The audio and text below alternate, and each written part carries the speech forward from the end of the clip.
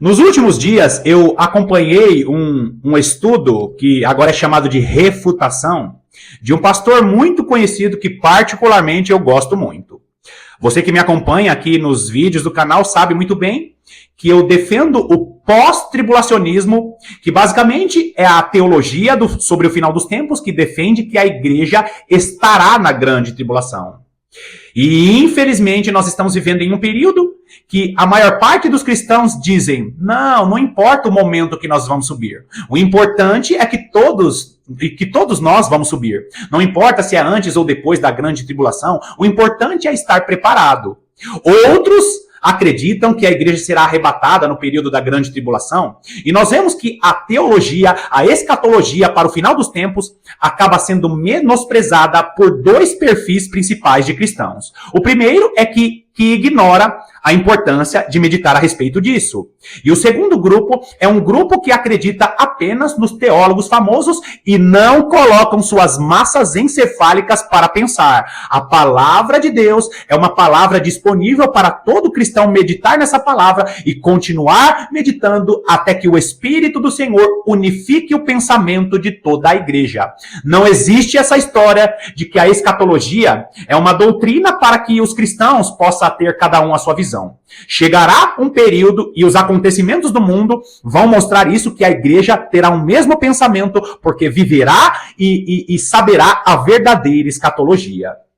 Existem revelações que Deus já está conduzindo a igreja para compreender, não são revelações novas, são revelações que estão na palavra de Deus, e parte dessas revelações é justamente a igreja que estará na grande tribulação. Queridos irmãos, o vídeo de hoje não é para ficar falando a respeito de uma revelação interna que eu tive, mas é um vídeo para que você continue meditando comigo, não menosprezando que o nosso Deus, ele pode abrir os nossos olhos a qualquer momento a respeito de situações que nós não entendemos ainda. Existem muitos teólogos que são orgulhosos e soberbos e vão ficar cegos até o último dia da sua vida, porque pensam que Deus não pode revelar mais nada. Eu vou dar 3 textos para você compreender que até o último dia Deus vai estar revelando coisas que estão em sua palavra.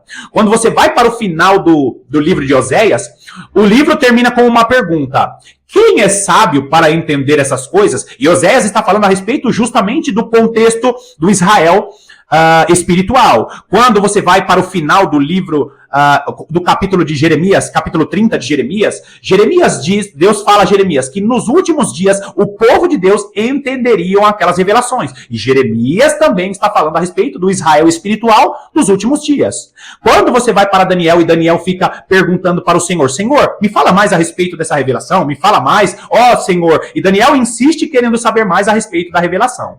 E no capítulo 12, o Senhor fala para Daniel: Daniel, sela o livro, porque essa revelação será aberta apenas para o povo que viver esse tempo. Ou seja, não existem revelações novas na palavra de Deus. O que existe é que Deus está descortinando diante dos olhos de seus filhos revelações importantes para os últimos dias. No vídeo de hoje, nós estaremos fazendo uma breve reflexão ou uma breve meditação a respeito de Mateus capítulo 24 e alguns poucos versículos de Lucas 21, que é justamente os textos que falam a respeito da grande tribulação. Seja muito bem-vindo a mais essa meditação do canal A Lâmpada para os Meus Pés.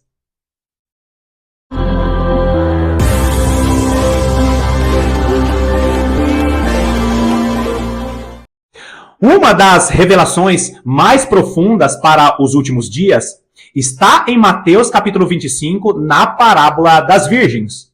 E basicamente, quando você olha o perfil daquelas virgens, você vai ver que um grupo específico de virgens ou um grupo específico de cristãos são chamados de virgens prudentes. Só que em um determinado período as virgens prudentes acabam dormindo. Por quê? Por causa da arrogância de pegar o azeite e colocar em uma vasilha, achando que o azeite deve ficar na vasilha reservado, quando na realidade azeite fica na lâmpada. E o que significa isso? Significa que nós estamos vendo muitos cristãos piedosos que são prudentes, mas acham que Deus já revelou tudo e nós não precisamos mais meditar a respeito dos últimos dias. Aquele que se coloca como um cristão arrogante e para de meditar sobre a escatologia é justamente o cristão que vai perder aquilo que Deus tem para os últimos dias. Outro detalhe, quando você vai para as doutrinas fundamentais, e eu cito aqui muito Hebreus capítulo 5, Hebreus capítulo 6, ali entre as pedras fundamentais, doutrinas que todo cristão deveria saber, está a ressurreição dos mortos e o juízo eterno. Ignorar as doutrinas dos últimos dias, dizendo, não é importante escatologia, não importa se é antes ou depois. Quando você ignora a verdadeira escatologia, quando você ignora os ensinos sobre o arrebatamento, sabe o que você está dizendo? Não, Senhor, não queremos saber a respeito de doutrinas fundamentais. A doutrina da ressurreição dos mortos fala também sobre o momento do arrebatamento. Então, ignorar essa doutrina é ignorar as revelações que Deus tem para a sua igreja, a igreja dos últimos dias. Agora, vai lá comigo em Mateus capítulo 24. Mateus capítulo 24, nós vamos ler um texto super conhecido e eu quero que você preste bastante atenção, porque não é para você meditar comigo apenas olhando para o texto isolado. Eu sempre deixo na descrição estudos paralelos, porque aquele que quer saber revelações profundas da palavra de Deus precisa conectar estudos. Tem gente que prefere acreditar no pastor famoso porque tem preguiça de assistir outros vídeos. Mateus capítulo 24, nós vamos ler o versículo 15 que diz assim: Quando, pois, virdes o abominável da desolação, de que falou o profeta Daniel, no lugar santo, quem lê, entenda. Primeira coisa, queridos, quando você olha o nosso Senhor Jesus Cristo falando a respeito da escatologia dos últimos dias, ele diz o quê? Quando, pois, virdes. E quando, pois, virdes, nos dá o entendimento de que discípulos de Jesus Cristo estarão vivos para ver o abominável da desolação. Então, algum cristão vai estar na grande tribulação. E aqueles que acreditam no pré-tribulacionismo vão dizer que vão ficar cristãos aqui e vão se converter na grande tribulação. Agora, continua o texto comigo. Então, os que estiverem na Judéia, fujam para os montes. Grava bem, citou Judéia. Quem estiver sobre o eirado, não desça a tirar de casa alguma coisa. E quem estiver no campo, não volte atrás para buscar a sua capa. Ai das grávidas, ai das que estiverem grávidas e das que amamentarem naqueles dias. Bom, o texto, como eu mencionei, cita a Judéia. Agora, meus irmãos, como eu falei, eu vejo alguns bons pastores, bons, excelentes pregadores, dizendo assim, olha, citou Judéia, então a igreja não está aqui. Teve um que disse assim que a igreja não é citada em Mateus capítulo 24, então a igreja não vai estar na grande tribulação. Esse é um argumento raso. Esse argumento não serve para defender nem o pré e nem o pós-tribulacionismo. A igreja não sendo mencionada, o nome igreja em Mateus capítulo 24 não significa nada. Então quer dizer que Deus não está no livro de Esther porque o nome Deus não aparece no livro de Esther? Não faz sentido isso. Agora, você que acompanha o canal, você sabe muito bem porque cita a Judéia. Queridos irmãos, quem são as duas testemunhas de Apocalipse capítulo 11? Quem são as duas testemunhas de Zacarias capítulo 4? Quando você entende quem são as duas testemunhas, toda essa teologia pré e pós, toda essa discussão, ela acaba. Por quê? Porque se você entender que as testemunhas do Senhor são judeus e gentios, como eu falei quase o ano inteiro de 2023 e parte desse ano de 2024, quando você entende o ensino das duas casas de Israel, você entende porque a Judéia é citada. Você entende porque o texto de Mateus capítulo 24 cita o contexto de Jerusalém, cita o contexto de Israel, cita o sábado. Por quê? Porque parte dos cristãos, as duas testemunhas são judeus. Então, queridos, no último dia, e é lindo, quando aqueles que acompanharam a nossa série a respeito dos 144 mil selados, sabe muito bem que Benjamim estará na grande tribulação, que são judeus específicos, os remanescentes entre os judeus, porque chegará o período da plenitude dos judeus. Então, quando você olha Mateus capítulo 24, citando o contexto da Judéia, citando o contexto dos montes em Israel, em Jerusalém, o que o texto está nos dizendo? Olhe para as duas testemunhas. Agora, Os pastores famosos, a maior parte deles, não tem a revelação das duas casas de Israel, das duas testemunhas, e quanto mais orgulhoso e soberbo for esse pastor, esse teólogo, a revelação não vai chegar aos corações deles. E queridos irmãos, não é que nós somos melhores, mas Deus está sendo bondoso e misericordioso com servos desconhecidos, como o meu canal aqui, para trazer essas revelações. As duas testemunhas do Senhor são judeus e gentios, segundo a profecia dada primeiramente a Jacó, que de Efraim viria a plenitude dos gentios, e toda a divisão do reino de Israel mostra isso, que de Efraim, do reino do norte, saiu a salvação dos gentios, e do reino de Judá, o reino do sul, saiu a salvação dos judeus. As duas testemunhas, lindo o livro de Oséias, mostrando que as duas testemunhas do Senhor sairia ali da restauração do reino do norte. Vemos que Isaías capítulo 43 e 44 fala sobre as testemunhas que vêm do reino do sul e do reino do norte. Lindo o apóstolo Paulo na carta aos Efésios, mostrando que a parede de separação não existe mais e que judeus e gentios fazem parte da família de Deus. Romanos capítulo 10, Romanos capítulo 11 nos mostra o quê? Que chegará o período em que acontecerá a plenitude dos gentios e entrará a plenitude dos judeus. Por que que Mateus capítulo 24 cita o contexto de Jerusalém, o contexto da Judeia? Justamente por causa que as testemunhas do Senhor serão gentios e judeus. Vão ter judeus que vão estar em Jerusalém, proclamando o nome de Cristo, mostrando aos judeus que não são cristãos que Jesus Cristo é o verdadeiro Messias. Agora, se você não tem disponibilidade para meditar de maneira profunda e assistir vários vídeos e conferir na sua Bíblia os links que eu deixo aqui na descrição, ou até mesmo outros irmãos que falam a respeito das duas casas de Israel, provavelmente você vai se unir ao grupo de cristãos que pensam que vão estar nas bodas do Cordeiro porque a igreja não participará da grande tribulação. Agora, o versículo que você está vendo aí na tela está falando sobre o que, queridos? Sobre ai das que estiverem grávidas e das que amamentarem naqueles dias. Eu não quero me aprofundar aqui, mas quando você vai para Naum, nós vamos ver que aquele que maquina o mal contra o Senhor virá de Nínive. Quando você vai para o livro de Apocalipse, quando o Senhor está dando as revelações para as 7 igrejas, a igreja de Pérgamo recebe a palavra que o trono de Satanás habita ali. Hoje, se você contextualizar a região que antigamente era Pérgamo, é a Turquia.